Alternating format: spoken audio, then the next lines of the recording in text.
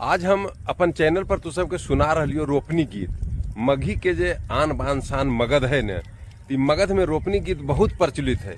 इसलिए तुहनी से निवेदन करो ये कि गीतिया पूरा सुनहोल कि सब रोपनी लोग कितना सुंदर और अच्छा स्वर में गा रही थी ना। वीडियो बढ़िया ने पूरा के पूरा देखिया।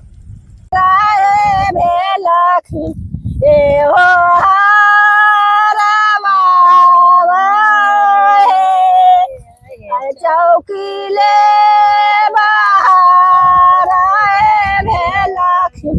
घर के किसान मना है, चौकिया बैठा ले सूरज देवा करती पूछरिया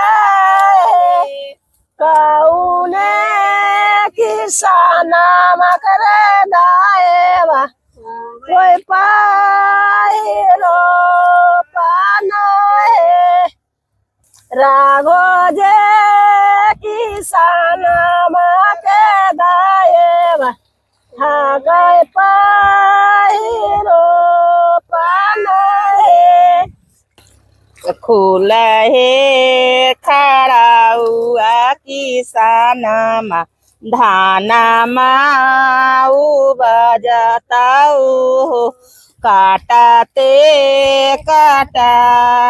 किसान कामिनिया सैताए हो ओ सैताते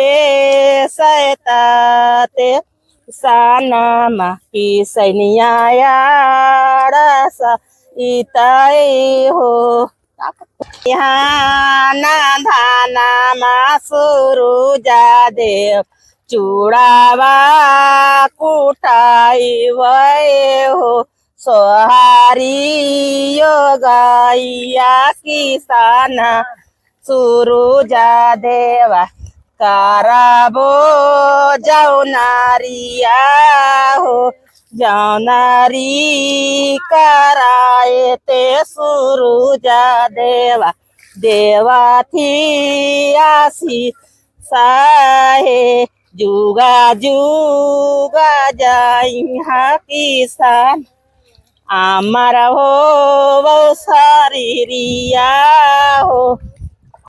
देख लो तू सबके रोपनी गीत सुना दिलिए। ये सब सुने ले बहुत कम मिलतो।